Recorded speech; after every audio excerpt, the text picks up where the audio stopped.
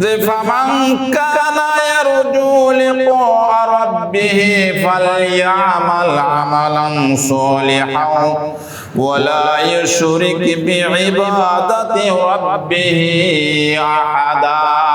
ও বান্দা, যদি তুমি আমার সঙ্গে সম্পর্ক করতে চাও, কোরআন বলতেছে বান্দা তুমি যদি আমার সঙ্গে সম্পর্ক করতে চাও, আমাকে পেতে চাও, তাহলে আমার ইবাদত করো। ফামান কানা ইয়ারজু লিকা রাব্বিহি ফালইয়ামাল আমালান সালিহান ওয়া লা ইউশরিক বিইবাদাতি রাব্বিহি আহাদা। বান্দা তুমি আমার ইবাদত করো, আমলে সালেহ ভালো নেক কাজগুলি তুমি করতে থাকো, একের পর এক নেকি তুমি অর্জন করতে থাকো, আর আমার ইবাদতের মধ্যে কাউকে শরীক করো না। বান্দা তুমি জেনে রাখো, সমস্ত গুনাহ খাতাকে আমি মাফ করে দেব, এমনকি নিষ্পাপ করে তোমাকে আমি এই দুনিয়া থেকে কবরে নেব। কবরে নেওয়ার পরে বিনা হিসাবে বান্দা তোমাকে আমি জান্নাতে নিয়ে নেব। আল্লাহর ভালোবাসা, প্রেম প্রীতি পেয়েছিলেন নবীরা। ইব্রাহিম খলিলুল্লাহ আল্লাহ রাব্বুল আলামিনের একটি দুইটি নয়, 50-এরও অধিক আল্লাহ রাব্বুল আলামিনের কাছে পরীক্ষা দিয়ে তিনি উত্তীর্ণ হয়েছেন। একটি দুইটি পরীক্ষা নয়, পরীক্ষা দিতে দিতে এক পর্যায়ে ঈমানটা আল্লাহ রাব্বুল আলামিন তার এত শক্ত করে দিয়েছেন, এত শক্ত করে দিয়েছেন, ইব্রাহিম খলিলুল্লাহ তিনি মূর্তি পূজা নিজ ক্ষমতা বলে কিছুই বুঝে আসতেছে না, তিনি কোনো জবাব দেন নাই, তিনি শুধু ইশারা দিলেন আকাশের দিকে। হযরত হাজরা আলাইহিস সালাম তিনি যখন আকাশের দিকে ইশারা দিলেন, ধরে নিলেন যে আল্লাহ রাব্বুল আলামিনের হুকুম, যেহেতু ইব্রাহিম নবী, আমার স্বামী কোন সময় আমার প্রতি বেবিচার করতে পারেন না, ইব্রাহিম তুমি যাও, আমার কোনো ভয় নাই।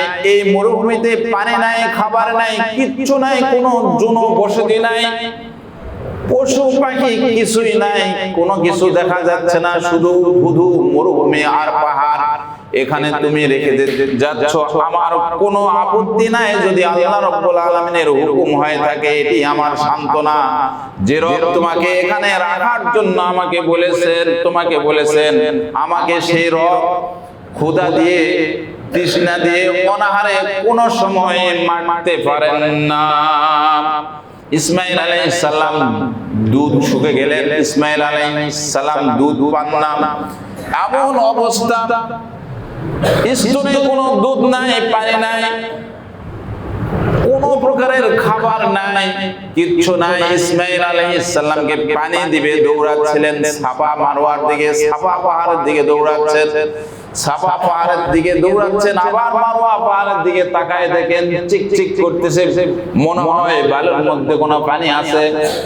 আবার সাফা পাহাড় থেকে মারওয়া পাহাড়ের দিকে দৌড়, একবার নয়, দুইবার নয়, কয়েকবার তিনি দৌড়াদৌড়ি করেছেন। আল্লাহ রাব্বুল আলামিনের কাছে বড় পছন্দ হয়েছেন, এমন পছন্দ হয়েছেন কিয়ামত পর্যন্ত সমস্ত মানুষের জন্য এটি সুন্নতে পরিণত করেছেন।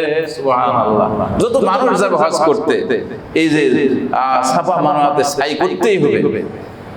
হযরত ইসমাইল আলাইহিস সালাম এমন অবস্থায় পানি নাই, স্তনে দুধ নাই, পা নড়াচড়া করতেছে, ছোট একেবারে মাসুম বাচ্চা পা নড়াচড়া করতেছে, কান্না করতেছে, এমন সময় একেবারে হয়রান পেরেশান, এমন অস্থিরতা অবলম্বন করতেছিলেন, হয়রান পেরেশান হয়ে একেবারে শরীরে কোনো শক্তি নাই।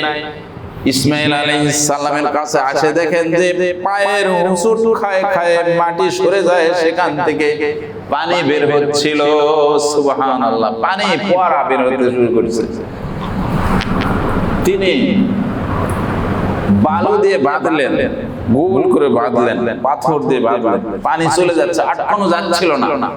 জম জম শব্দ তিনি বলেছেন, সর্বপ্রথম জম জম বলেছেন হাজরা আলাইহিস সালাম। সুবহানাল্লাহ, জমজম শব্দের অর্থ হচ্ছে থামো।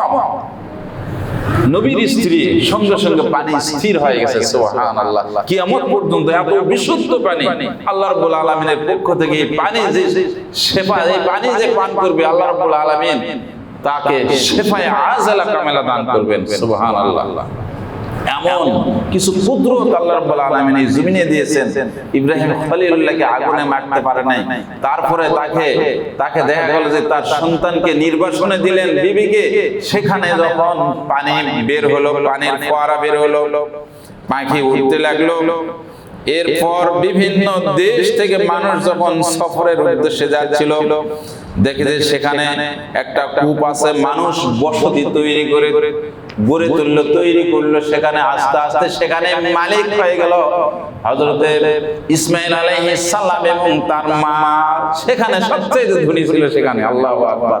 তো বাকি কুরবানির সম্পর্কে অনেক মাসাইল আছে, আগামী জুমায় ইনশাআল্লাহ আশা রাখি বলা হবে। আল্লাহ রাব্বুল আলামিন আমাদেরকে সহি শুদ্ধভাবে কুরবানি করার তৌফিক দান করেন। সহি শুদ্ধভাবে নিয়তটাকে ইখলাস করি, ইন্নাস সালাতি ওয়া নুসুকি ওয়া মাহইয়ায়া ওয়া মামাতি লিল্লাহি রাব্বিল আলামিন, একমাত্র আল্লাহর জন্যই যেন আমার হয়, এর মধ্যে এক চুল পরিমাণ যেন ভেজাল না থাকে, তাহলে আল্লাহ গ্রহণ করবেন। ওই যে হাবিল আর কাবিলের ঘটনাও আসছে, আগামী জুমাতে ইনশাআল্লাহ বলা হবে। সময় শেষ। কাবলার জুমা আমরা 4 রাকাত সুন্নাত পড়ি। আর একটা এলান শুনি, আমরা যারা নাম লিখেছি, ইরাদা করেছি